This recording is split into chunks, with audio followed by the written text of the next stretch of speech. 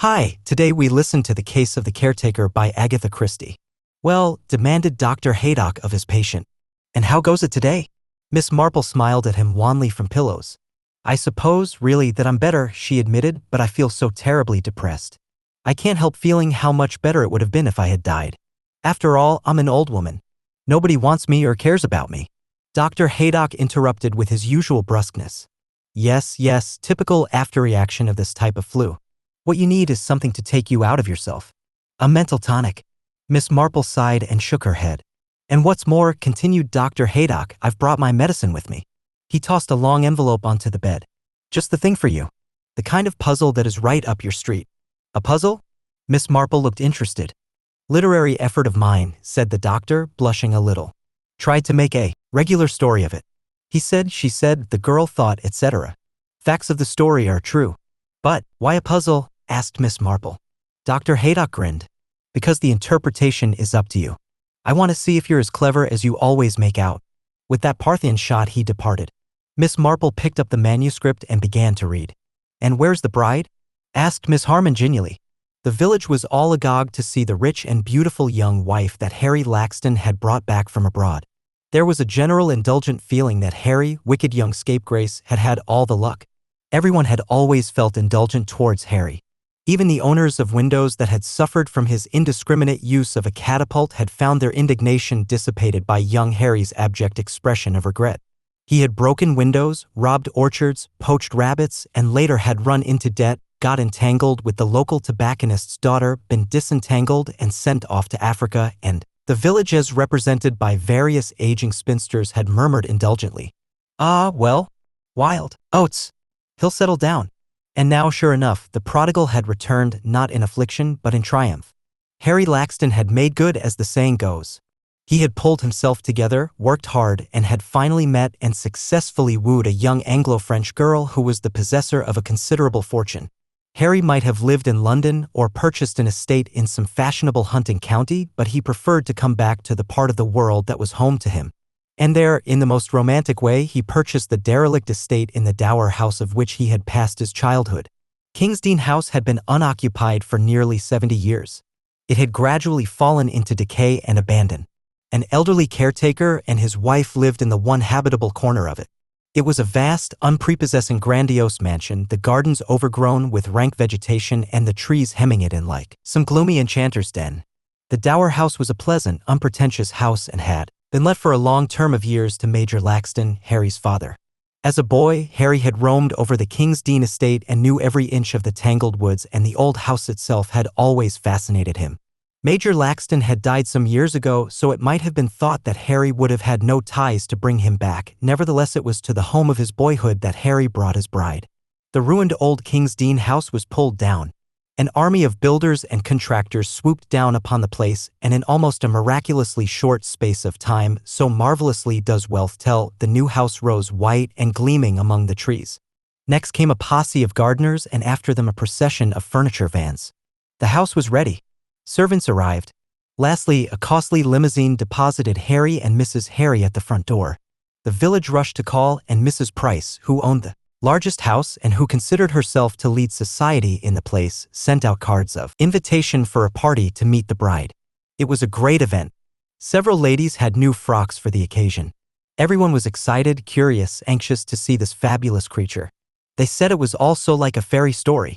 Miss Harmon, weather-beaten, hearty spinster, threw out her question as she squeezed her way through the crowded drawing-room door.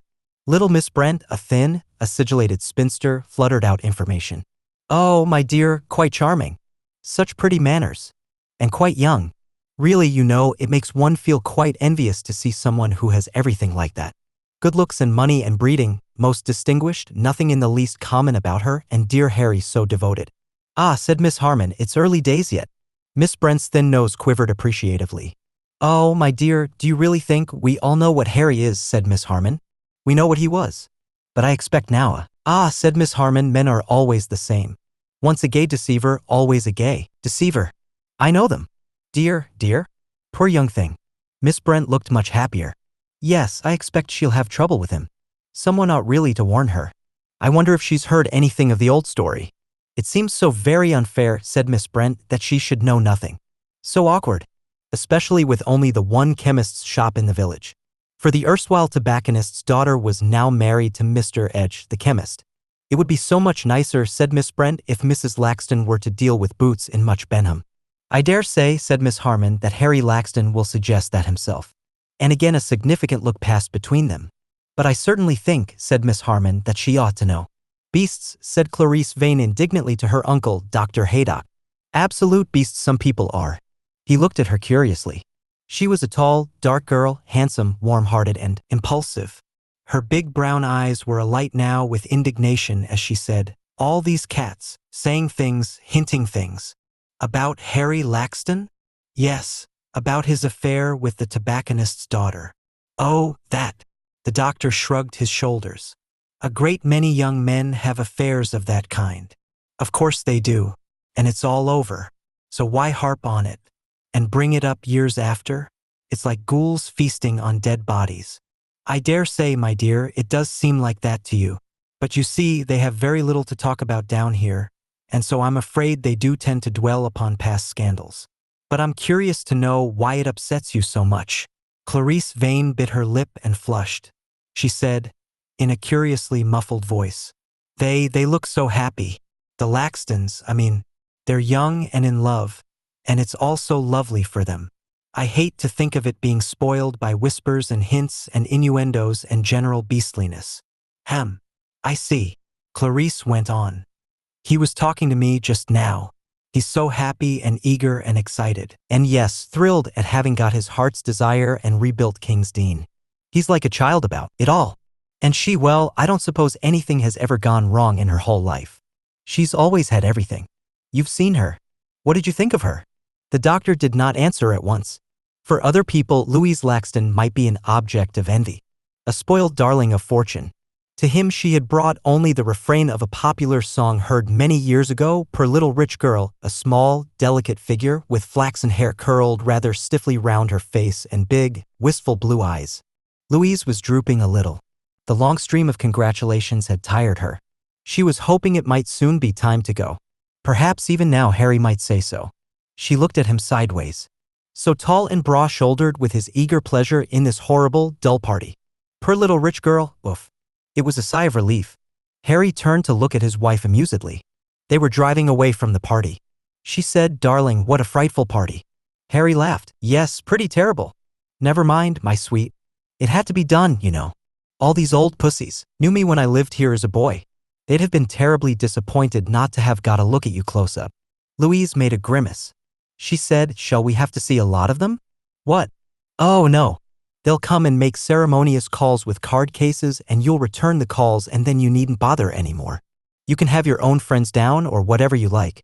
Louise said after a minute or two, isn't there anyone amusing living down here? Oh, yes. There's the county, you know. Though you may find them a bit dull, too. Mostly interested in bulbs and dogs and horses. You'll ride, of course. You'll enjoy that. There's a horse over at Eglinton I'd like you to see. A beautiful animal, perfectly trained, no vice in him but plenty of spirit. The car slowed down to take the turn into the gates of King's Dean. Harry wrenched the wheel and swore as a grotesque figure sprang up in the middle of the road and he only just managed to avoid it. It stood there, shaking a fist and shouting after them. Louise clutched his arm. Who's that horrible old woman? Harry's brow was black. That's old Murgatroyd. She and her husband were caretakers in the old house. They were there for nearly 30 years. Why does she shake her fist at you? Harry's face got red. She resented the house being pulled down. And she got the sack, of course.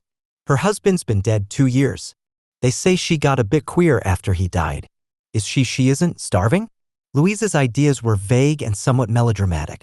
Riches prevented you coming into contact with reality. Harry was outraged. Good Lord, Louise, what an idea. I pensioned her off, of course, and handsomely too. Found her a new cottage and everything. Louise asked, bewildered, then why does she mind? Harry was frowning, his brows drawn together. Oh, how should I know? Craziness. She loved the house. But it was a ruin, wasn't it? Of course it was, crumbling to pieces, roof, leaking, more or less unsafe. All the same, I suppose it meant something to her. She'd been there a long time. Oh, I don't know. The old devil's cracked, I think. Louise said uneasily, I think she cursed us.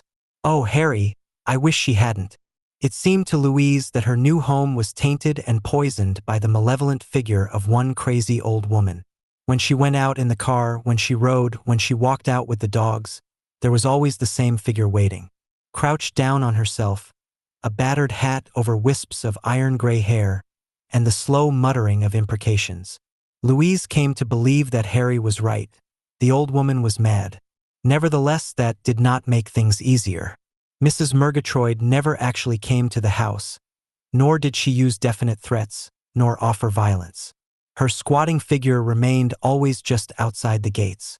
To appeal to the police would have been useless, and, in any case, Harry Laxton was averse to that course of action. It would, he said, arouse local sympathy. For the old brute, he took the matter more easily than Louise did. "Don't worry about it, darling. She'll get tired of this silly cursing business. Probably she's only trying it on." "She isn't, Harry. She hates us. I can feel it. She's ill-wishing us. She's not a witch, darling, although she may look like one. Don't be morbid about it all." Louise was silent. Now that the first excitement of settling in was over, she felt curiously lonely and at a loose end. She had been used to life in London and the Riviera. She had no knowledge of or taste for English country life. She was ignorant of gardening except for the final act of doing the flowers. She did not really care for dogs. She was bored by such neighbors as she met. She enjoyed riding best, sometimes with Harry, sometimes when he was busy about the estate by herself. She hacked through the woods and lanes, enjoying the easy paces of the beautiful horse that Harry had bought for her. Yet even Prince Hal, most sensitive of chestnut steeds, was wont to shy and snort as he carried his mistress past the huddled figure of a malevolent old woman. One day, Louise took her courage in both hands. She was out walking. She had passed Mrs. Murgatroyd, pretending not to notice her. But suddenly she swerved back and went right up to her. She said, a little breathlessly, "What is it? What's the matter? What do you want?"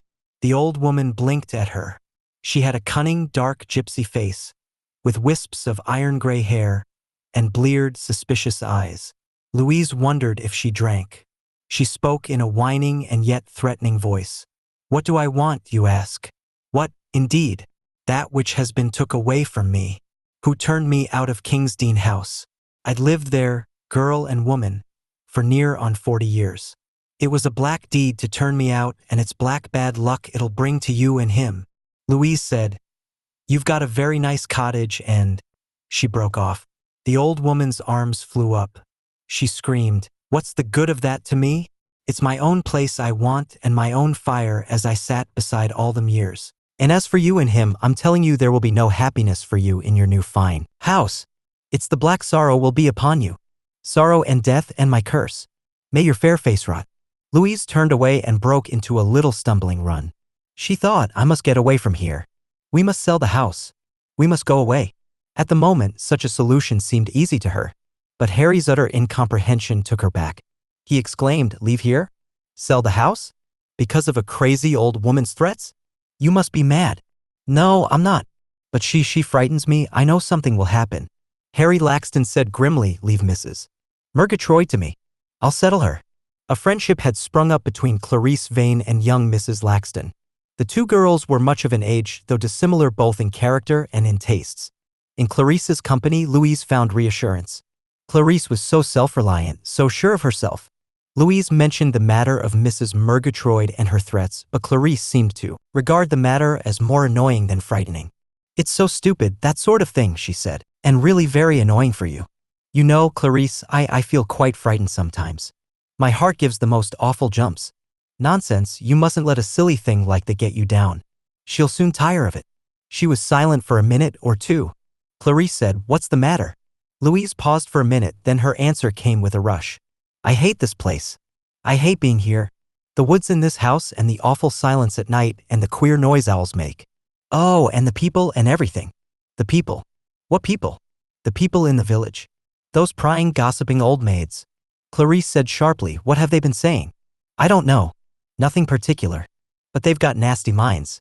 When you've talked to them you feel you wouldn't trust anybody, not anybody at all." Clarice said harshly, "Forget them. They've nothing to do but gossip. And most of the muck they talk they just invent." Louise said, "I wish we'd never come here. But Harry adores it so." Her voice softened. Clarice thought how she adores him. She said abruptly, I must go now. I'll send you back in the car. Come again soon. Clarice nodded. Louise felt comforted by her new friend's visit. Harry was pleased to find her more cheerful and from then on urged her to have Clarice often to the house. Then one day he said, "Good news for you, darling." "Oh, what?" "I've fixed the Murgatroyd. She's got a son in America, you know. Well, I've arranged for her to go out and join him. I'll pay her passage." "Oh, Harry, how wonderful. I believe I might get to like King's Dean after all." "Get to like it? Why? It's the most wonderful place in the world." Louise gave a little shiver. She could not rid herself of her superstitious fear so easily.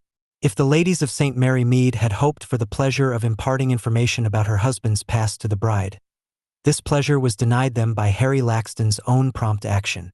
Miss Harmon and Clarice Vane were both in Mr. Edge's shop, the one buying mothballs and the other a packet of boracic when Harry Laxton and his wife came in.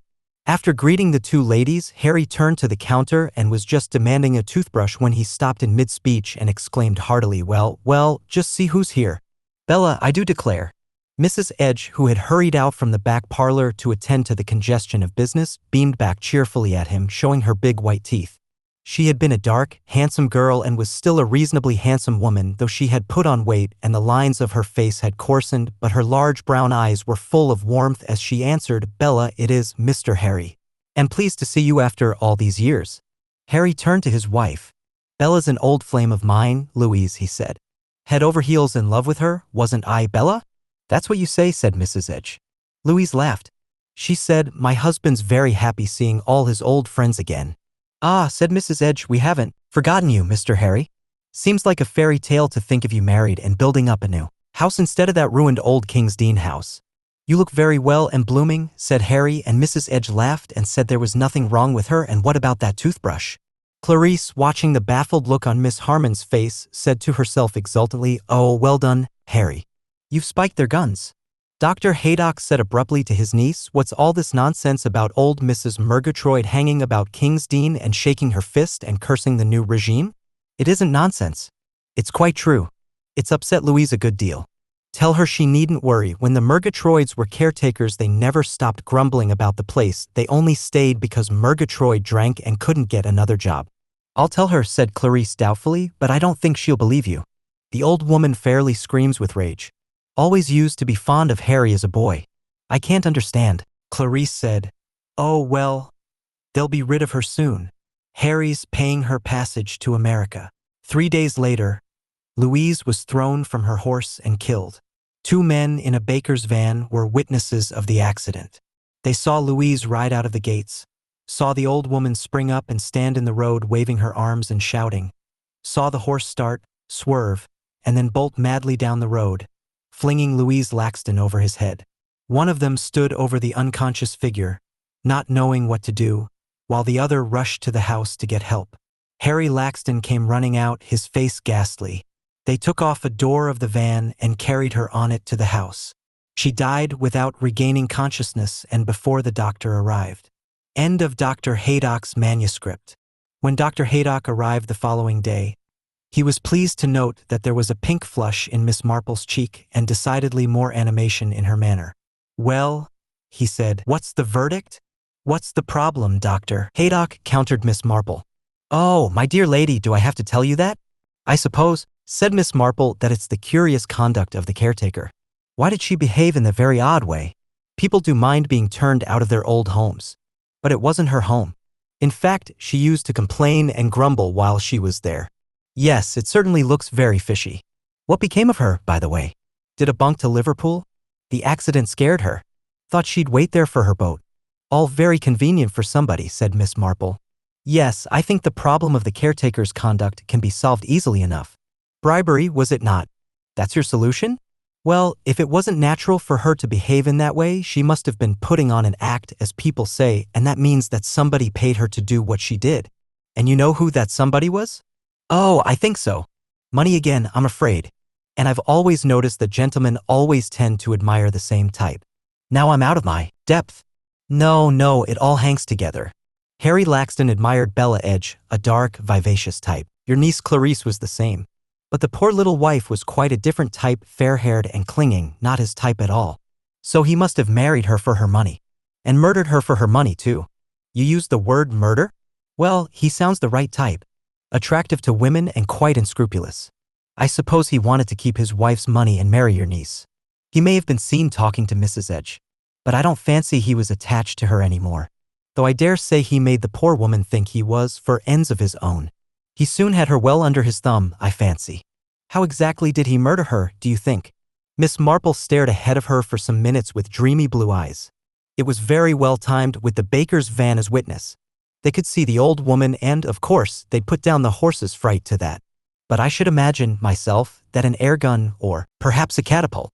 Yes, just as the horse came through the gates. The horse bolted, of course, and Mrs. Laxton was thrown. She paused, frowning. The fall might have killed her. But he couldn't be sure of that. And he seems the sort of man who would lay his plans carefully and leave nothing to chance. After all, Mrs. Edge could get him something suitable without her husband knowing. Otherwise, why would Harry bother with her? Yes, I think he had some powerful drug handy that could be administered before you arrived. After all, if a woman is thrown from her horse and has serious injuries and dies without recovering consciousness, well, a doctor wouldn't normally be suspicious, would he? He'd put it down to shock or something. Dr. Haydock nodded. Why did you suspect? Asked Miss Marple. It wasn't any particular cleverness on my part, said Dr. Haydock. It was just the trite, well-known fact that a murderer is so pleased with his cleverness that he doesn't take proper precautions.